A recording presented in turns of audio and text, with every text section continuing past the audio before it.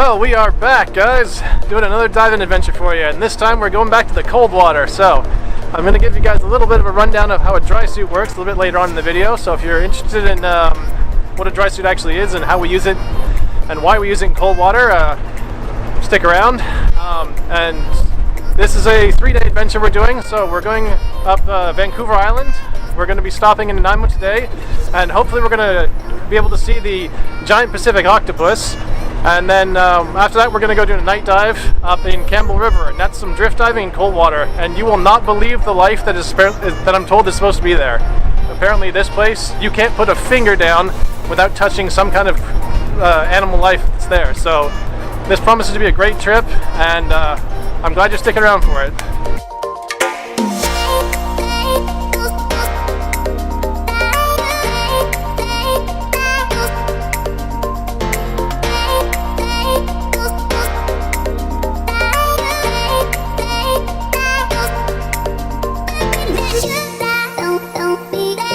Okay, so this thing that I'm putting on right here, it hit me in the chin. It's called a DrySuit. This is what we do in cold water because a wetsuit here is not going to do it. The water here is about 10 degrees Celsius, pretty much year-round. A lot of interesting stuff there, but you're going to freeze in a neoprene suit. So the way these things work is they're basically covering you full body except right here on the wrists, and you can't see it right now, but this will go around my neck. And they seal it, so my hands and my head are sticking out. Back so you can see me. Basically, the way these things work is there's a button on the chest here, and that'll take air from my tank and feed it directly into the suit. And basically that's how you control your buoyancy with these things. So instead of using the vest, which you'll see on me when we're swimming around, that's only used at the surface. We empty that out, and from then on I manage my buoyancy where I float in the water column with the suit itself and the button on the front. And I can't do some of the tricks I do in the tropics where I'm upside down, because the way this works is the air will rush into my feet and I'll be stuck like that. And it's pretty tricky to get back. So this is basically how a dry suit operates and runs, and you'll see a bit of it underwater when we're filming, like I said, but that's the general basics of why you want to use a dry suit in cold water and how the basic mechanics of it work. So I'll see you guys in the water.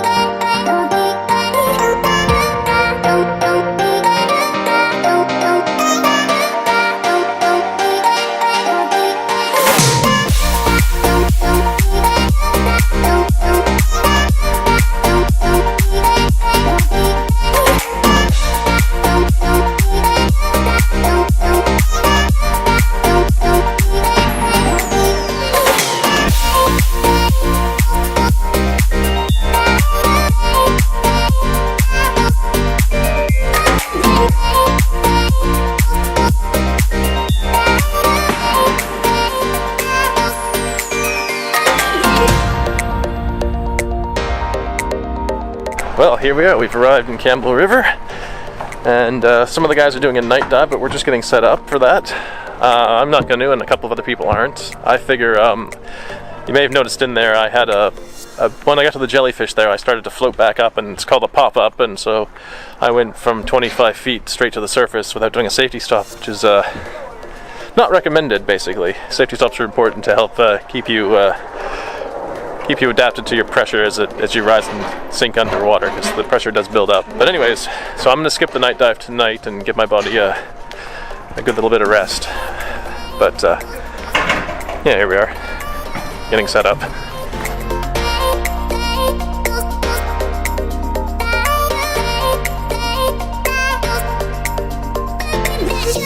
Well guys, let me see if I can recap and explain what's happened today.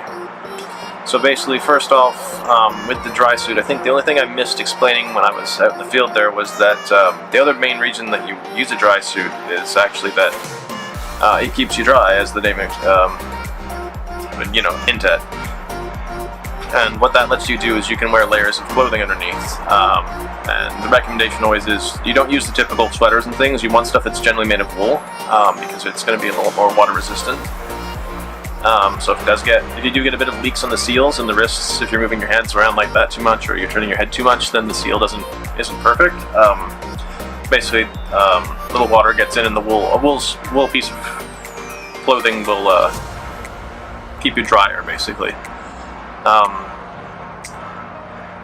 But basically, with the day here, like I said, the other guys, most of them are out doing the night dive right now. I opted not to because of the pop-up I told you about earlier. And I really should emphasize that, you always want to do, no matter what dive, you always want to be doing a safety stop at either at 15 feet or 5 meters, and you stay there for 3 minutes. And it definitely helps you adjust back to the pressure of the surface, because for every 10 meters you go down, you're adding another atmosphere of pressure, and that does build up nitrogen in your body. Your body can't expel it like it normally will, and the sudden shift in pressure is just bad for you. And I had a headache for the rest of the day, basically up until I had dinner. Guy with the noisy engine, he's got something to prove. So those are the two things I really wanted to recap on. And the other thing, Drew, our dive instructor there, you saw him in Cozumel as well. Something he said to me as well was the undergarments I've got, I just bought some new ones. What they were actually doing was they were disrupting the way my buoyancy normally works. So to give you an idea of what buoyancy means, normally when I'm diving the tropics, I'll take about 14 pounds of weight to help sink me and keep me on the bottom for the whole dive. Without those undergarments, I was looking at about 34, 36 pounds. And that was doing pretty well.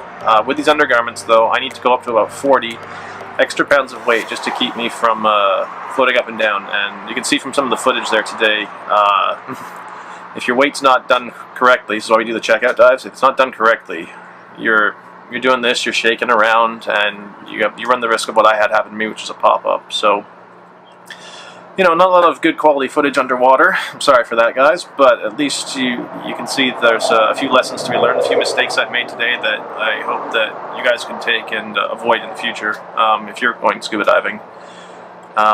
So this one's a bit more of an educational piece than I'm usually doing, but I do like to try throwing some tips in. So